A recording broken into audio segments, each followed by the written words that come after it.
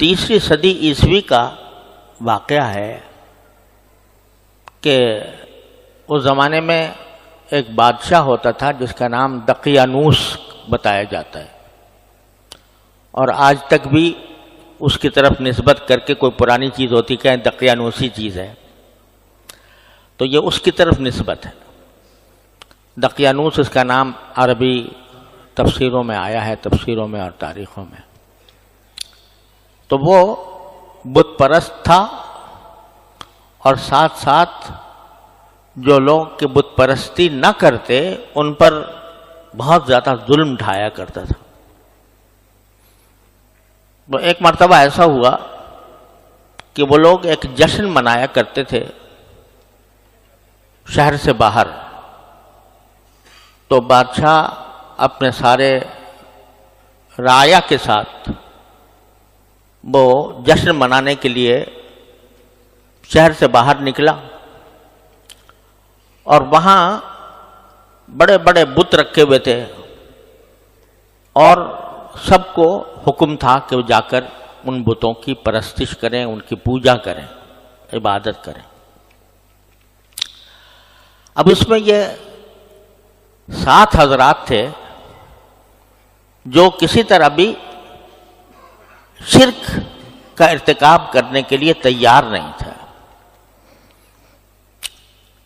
تو لیکن یہ تھے الگ الگ، ایک دوسرے کو کوئی جانتا نہیں تھا۔ تو انہوں نے جب دیکھا کہ بادشاہ ہمیں ظلم کر رہا ہے اور ہمیں آمادہ کر رہا ہے کہ ہم بت پرستی کریں اور توحید کو چھوڑ دیں، تو ان میں سے ایک آدمی وہاں سے اس جگہ سے ہٹ کر چپکے سے ہٹ کر کسی دور جگہ جا بیٹھا۔ پھر اس کے بعد دوسرے صاحب وہ بھی اسی طرح چھپ کر اسی جگہ پہنچ گئے، تیسرے پہنچ گئے، چوتھے پہنچ گئے۔ ایک دوسرے کو پتہ نہیں کہ ہم کیوں الگ ہو رہے ہیں، کیوں جمع ہو رہے ہیں، یہاں تک کہ 7 کے 7 آدمی وہاں ایک ساتھ جمع ہو گئے۔ اب کوئی دوسرے کو بتانا نہیں چاہتا تھا کہ میں کیوں آیا ہوں، کیونکہ اندیشہ تھا کہ اگر یہ بات کھل گئی بادشاہ کے اوپر کہ بت پرستی سے بچ کر یہ لوگ آئے ہیں تو وہ ظلم و ستم کا ارتکاب کرے گا، تو ایک دوسرے سے بھی نہیں پوچھتے تھے تم کیوں آئے۔ یہاں تک کہ جب کافی دیر گزر گئی تو پھر ایک نے ہمت کی، اپنے ساتھی سے پوچھا کہ بھئی تم کیوں آ گئے؟ تو اس نے کہا کہ یہ بادشاہ جو ہے یہ ہمیں شرک کرانا چاہتا ہے، تو ہم اس شرک سے بچ کر یہاں آ گئے، میں آیا ہوں۔ رفتہ رفتہ پتہ چل گیا سب کو کہ ساتوں کے ساتوں اسی کام کے لیے آئے ہیں، اسی وجہ سے الگ ہو گئے ہیں۔ تو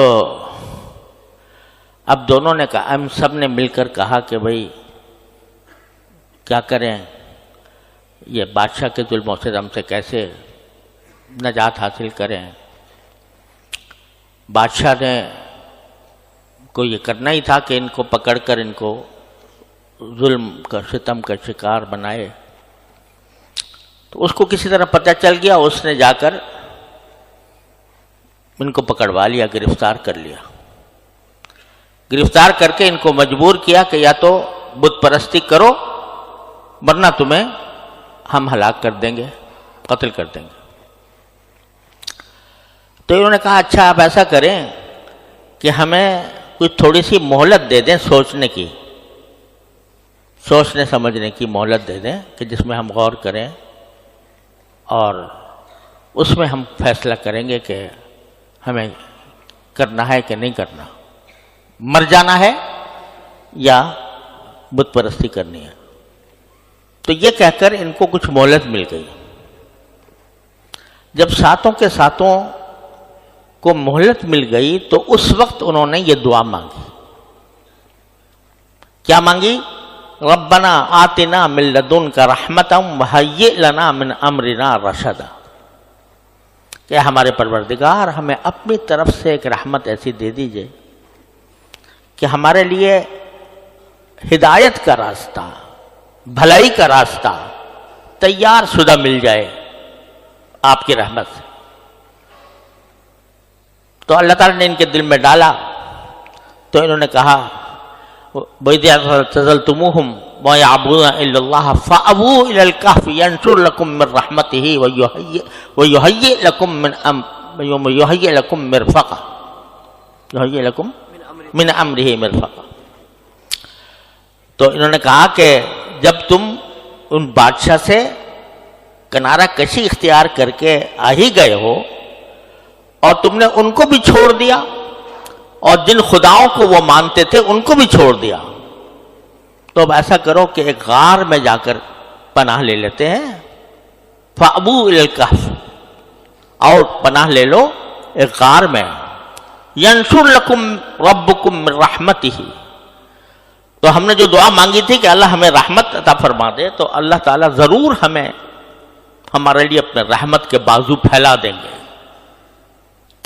اور وَيُهَيِّئْ لَكُم مِّنْ أَمْرِكُم مِّرْفَقًا، ہم نے کہا تھا کہ ہمارے لیے راستہ تیار کر دیجئے، ہدایت کا راستہ، بھلائی کا راستہ. تو اللہ تعالیٰ ضرور اس دعا کو قبول کر کے ہمارے لیے راستہ تیار کر دیں گے، آسانی کا راستہ، راحت کا راستہ. چنانچہ جا کے ساتھوں کے ساتھوں ایک غار میں جا کے چھپ گئے. تو اللہ تعالیٰ فرماتے ہیں کہ ہم نے ان کے چھپنے کے بعد وہ لیٹے غار میں، تو فَضَرَبْنَا عَلَىٰ آذَانِهِمْ فِي الْكَهْفِ، تو ہم نے اس غار کے اندر ان کے کانوں پر تھپکی دی، جیسے کسی بچے کو سنانے کے لیے دی جاتی ہے. ان کے کانوں پر تھپکی دی، اس کا نتیجہ ہوا نیند آ گئی. اور نیند کس طرح؟ فَلَبِثُوا فِي الْكَهْفِ سِنِينَ عَدَدًا، کہ وہ کئی سال تک اسی غار میں سوتے رہے. اور آگے جا کر قرآن کریم نے ان سالوں کی تعداد بھی بتائی کہ 300 سنین وازدادوا 9، 309 سال غار میں سوتے رہے. غار میں سوتے رہے 309 سال. اور یہاں بھی بعض حضرات نے یہ نقطہ بیان کیا ہے، میں نے حساب تو نہیں لگایا، لیکن نقطہ یہ بیان کیا ہے کہ 300 سنین وازدادوا 9، قرآن کریم میں یہ فرمایا کہ 300 سال رہے اور 9 سال زیادہ. تو 300 سال تھے شمسی حساب سے، اور 9 سال اس میں بڑھ گئے قمری حساب کے. تو اللہ تبارک و تعالیٰ نے یوں نہیں کہا کہ 309 سال رہے، بلکہ فرمایا کہ 300 سال رہے اور 9 سال کا اضافہ کیا. تو یہ قمری سال جو ہوتا ہے وہ بڑھ جاتا ہے نا، تو وہ 300 میں 9 بڑھ گئے تھے. 309 سال پڑے سوتے رہے. اور قرآن کریم نے نقشہ کھینچا ہے اس کا کہ کس طرح سوتے رہے کہ وَنُقَلِّبُهُمْ ذَاتِ الْيَمِينِ وَذَاتِ الشِّمَالِ، ہم ان کو پلٹتے رہتے تھے، کبھی دائیں طرف کبھی بائیں طرف، یعنی اسی نیند کی حالت میں ان کو کروٹیں دیتے رہتے تھے، کیونکہ سیدھے اگر لیٹے رہتے تو زخم آ جاتے ہیں پشت کے اوپر. لیکن ہم ان کو دائیں طرف بھی پلٹتے تھے، بائیں طرف بھی پلٹتے تھے. 300 سال تک کروٹیں دلواتے رہے ان کو. اور سورج ان کے دائیں بائیں سے گزر جاتا تھا اور ان کے اوپر براہ راست اثر انداز نہیں ہوتا تھا. اور قرآن کریم نے یہ بھی نقشہ کھینچا ہے کہ وہ جس طرح سو رہے تھے اور ان کا کتا وہیں پر اپنے بازو پھیلائے ہوئے بیٹھا تھا. وَكَلْبُهُمْ بَاسِطٌ ذِرَاعِهِ بِالْوَصِيدِ، ان کی چوکھٹ پر کتا جو ہے وہ اپنے بازو پھیلائے ہوئے بیٹھا تھا. ایک ڈاکٹر نے لکھا ہے کہ یہ جو قرآن کریم نے کہا ہے کہ ہم ان کو کروٹیں دلاتے رہتے تھے دائیں اور بائیں، تو یہ طبی اعتبار سے کسی آدمی کو زندہ رکھنے کے لیے ضروری ہوتا ہے کہ وہ سیدھا لیٹا نہ رہے ورنہ زخم ہو جاتے ہیں. لیکن کتا جو تھا وہ اپنے بازو پھیلا کر بیٹھا رہا 300 سال تک. تو وہ ڈاکٹر کہتا ہے کہ انسان میں اور کتے میں یہ فرق ہے کہ انسان کے تو پشت میں زخم ہو جاتے ہیں، لیکن کتا جو ہے وہ اس کے کھال میں اللہ تبارک و تعالیٰ نے یہ صلاحیت رکھی ہے کہ اس کو زیادہ دیر زمین پر رہنے کی وجہ سے اس کو زخم نہیں ہوتے. تو وہ باسط ذراعہ بالوسیط.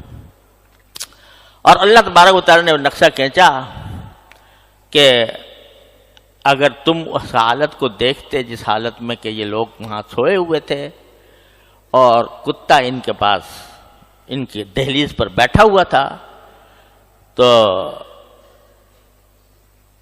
تو کیا ہوتا؟ تم اگر دیکھو لَوَلَّيْتَ مِنْهُمْ فِرَارًا وَلَمُلِئْتُ مِنْهُمْ رُعْبًا، کہ اگر تم اس کا منظر دیکھتے تو اس کا خوفناک سا منظر تھا کہ تم وہاں سے بھاگ کھڑے ہوتے اور تمہارے دل پر اس کا رعب طاری ہو جاتا. 300 سال 309 سال سوتے رہے. ثم بعثناہم، پھر ہم نے ان کو زندہ کیا، یعنی پھر وہ نیند سے بیدار ہوئے. تو نیند سے جب بیدار ہوئے تو نیند سے بیدار ہو کر آپس میں ایک دوسرے سے پوچھ رہے ہیں کہ بھئی کتنے دیر ہم سوتے رہے؟ تو کسی نے کہا کہ بھئی 1 دن سوئے، کسی نے کہا کہ 1 دن کا کچھ حصہ سوئے.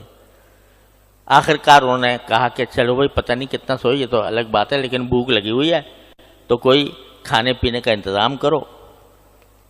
تو کسی سے اپنے ساتھی سے کہا کہ بھئی چلو کچھ چاندی کے سکے، کچھ سکے تھے ان کے پاس، وہ جا کر کھانا تلاش کرو. اور دیکھو اتنی احتیاط کے ساتھ کہا کہ جاؤ ابعثوا احدکم، کسی کو بھیج دو، بورقکم ہذہ، یہ چاندی کے جو سکے تمہارے پاس ہیں یہ لے کر بھیجو.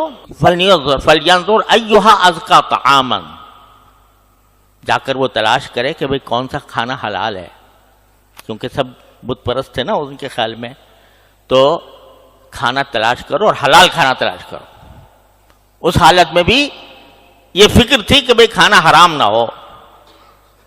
تو ایھا ازکی طعاما فلیأتکم برزق منہ ولیتلطف، اور ذرا چھپ چھپ کے جانا آرام سے. ولا یشعرن بکم احدا، کسی کو پتہ بھی نہ چلے کہ تم کہاں سے آ رہے ہو. اب یہ جب سکے لے کر گیا کھانے وانے لینے کے لیے، تو جو آدمی بیچ رہا تھا اس نے ان کی شکل اوپر سے نیچے دیکھی کہ تم کہاں سے آ گئے. تو اس نے کہا یہ سکے لے کے آیا ہوں کھانے کے لیے. کہا یہ تو 300 سال پرانے سکے ہیں، یہ اب نہیں چلتے. تب ان کو احساس ہوا کہ ہمیں 309 سال زندہ رہے. جب پوچھا بھائی آئے کہاں سے تمہارے پاس یہ سکے، تو پھر انہوں نے سارا ماجرا بیان کیا کہ اس طرح ہوا تھا، ہمارا بادشاہ ظالم تھا. کہا کہ اللہ کا شکر ہے اب وہ سب بادشاہ ختم ہو گیا، اور اب یہاں اچھے لوگ آباد ہیں، اس میں کوئی ظلم کرنے والا نہیں ہے، اب آرام سے رہو، آرام سے کھاؤ پیو. یہ قصہ اللہ تبارک و تعالی نے بیان فرمایا سورہ کہف میں.